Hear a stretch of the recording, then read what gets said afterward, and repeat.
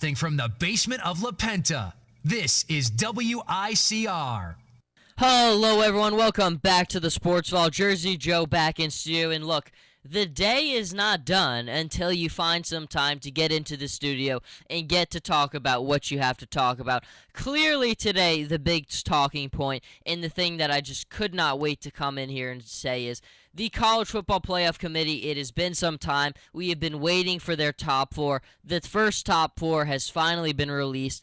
And I'll say this at first, I don't have a problem with any of the teams in the top four. The rankings of the top four is not my favorite. And my philosophy in college football is not all wins are created equal. That's just the way I believe it's true. I believe the ranking, the differences between the conferences always have to be taken into account. And that's the notion of not all wins are created equal. I go back to last year with Florida State. Florida State, although undefeated, and you could not take them out of the top four because they're the defending champions and they're undefeated, but they did not have a quality win or a quality play a quality opponent, have a convincing statement game all year. And to me, that's why my philosophy is not all wins are created equal. We look at here, though, the playoff committee, number 1 Clemson, number 2 LSU, number 3 Ohio State, and number 4 Alabama. Now, I think at the end of the day, to me, I have said, and I did a segment, that I think LSU is the best team in the country. But I think you look at them, and I think if you try to compare them with Clemson, you've got to look at, and I think this is how the committee looked at it, who has a more compelling win against more compelling opponents. And to me, that's LSU. I mean, LSU has a tough road win against Mississippi State. They beat Auburn before we all kind of figured out Auburn just is not good this year. Don't really have a quarterback. They beat a very, very good Florida team. I always look at the SEC teams, and look, the SEC bias for some people don't like it. Some people think it's warranted. I'm one of those people. I think you look at the SEC, you have to give them a little bit of extra respect when it comes to this, because even when you look at a team like LSU, they play Alabama this weekend. You tell me that they beat a team like Alabama, and then they still have to play a team like Arkansas, and they still have to play a team like Texas A&M. The gauntlet that you go through in the SEC is unlike anything else and like any other division, and that's not even taking into account that LSU is going to have to play in the SEC championship game. There are so many hurdles, there are so many obstacles to get through in the SEC. I'm giving you a little bit of extra respect and a little bit of extra of my time because it's just unlike anybody else. I have in my personal one, I probably put LSU as my number 1. Now, this could be undone very quickly this weekend because, again, Alabama is going to be at Alabama, and that's going to be a very, very difficult game.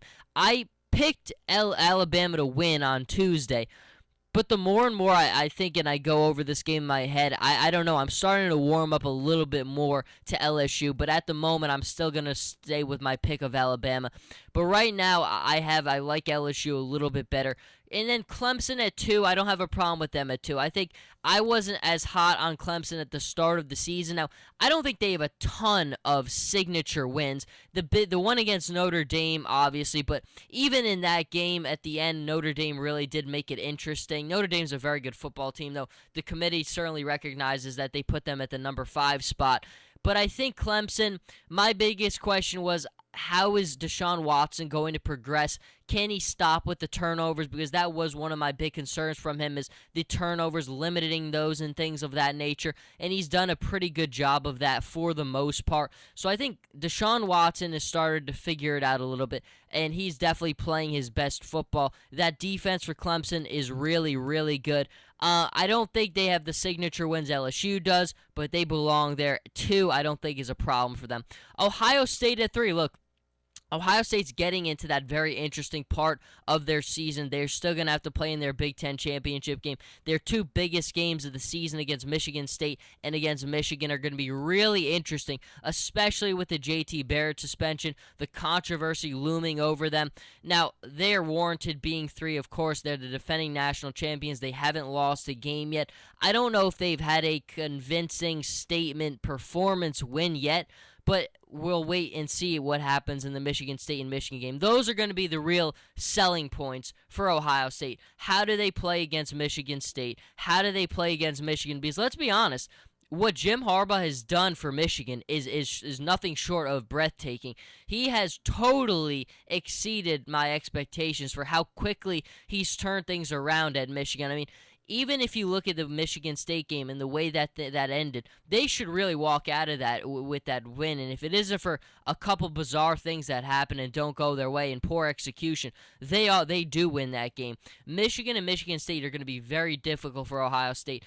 I don't know what's going to happen with Cardale Jones. Can he re-solidify? I mean, my feeling on it is this is a perfect opportunity for him because he could say, look, there's a reason Urban Meyer chose to start me in the opener against Virginia Tech. There's a reason he chose to start me over J.T. Barrett. J.T. Barrett had his chance. He played very well, but then he goes out and he does something stupid off the football field, and now he's put himself in jeopardy, and he's put himself in a position where if Cardale Jones goes out there and lights it up, well, Cardale Jones might remain the starter there for the rest of the season, very well so. We go now, though, to that number 3 spot, and again, I talked about Clemson. I talked about Ohio State. I think you could flip them. I don't really think there's that big of a deal. Then Alabama, and Alabama and LSU are obviously going to be the big ones that depending on what happens this weekend since they play each other. Alabama's a tricky one because they have to play one way to beat you. Their defense is outstanding. I mean, against the run, they're the third-ranked defense in the nation. LSU's got the fourth-best-ranked rush defense. So this is two very, very heavy offensive teams with running the football. Can they get out of each other's way? Can one of them solidify themselves early with the running game? I'm not sure. I'm not sure. I think that Leonard Fournette, I have more confidence in him. Alabama's tricky because if they get into positions where they have to throw the football, they're in trouble. Jay Coker, there's no other way around it. He's as conservative as they come. He has been picked up all year by Derrick Henry just being flat out amazing and by that incredible defense. He is a very weak quarterback, Jay Coker. When he is forced to throw the football and make big plays down the field, it's just not going to happen with him. The more you make it easy, the more the running game is behind him, the better the defense is playing, the better he will be all around. So Alabama is not short of their problems, but obviously their way is very difficult to beat. They impose their will on you physically, and that's something that a lot of teams just can't handle. When we look at Ohio State beating them in the national championship, beating them in the playoff last year, a big reason they were able to do so is because they could physically match them. A lot of teams can't match the physicality of the SEC. Never forget, when Gus Malzahn took Auburn to the national championship game against Florida State, Jameis Winston won the BCS title that season. His Auburn team was considered maybe the worst defensive team in the SEC at the time.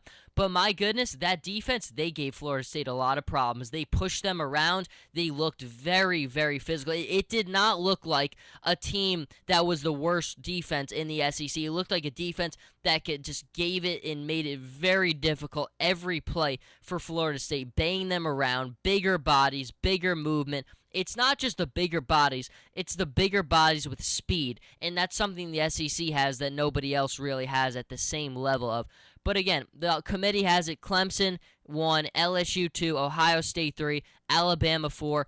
Personally, I probably have LSU, Ohio State, Clemson, and then Alabama. But again, after this weekend, certainly there's going to be changes there. I am glad, though, that the committee didn't. I mean, look, Notre Dame at 5, I don't have a problem with either. Baylor at 6, it had to happen without Seth Russell. Even with Seth Russell, I was still not a big buyer into the Bears. I just think the Big 12 is just not at the same level. If you don't have a championship game for your conference, that's a detriment to you because I'm going to value an LSU who's going to play in the SEC championship game, or an Ohio State who's going to play in their championship game, or a Clemson who's going to play in the ACC championship game over you if you don't have one. That's what happened last year. That's what will happen again this year because TCU very well is probably going to be undefeated this season. Without Seth Russell at quarterback, I don't think Baylor can beat them. And you've got to give the edge to the teams with the championship game. But enough of that. This is just a little segment before we shut down the station. I did have to break in. There's people waiting to close up, but you got to get in there. You got to finish off your content. You've got to do what you have to.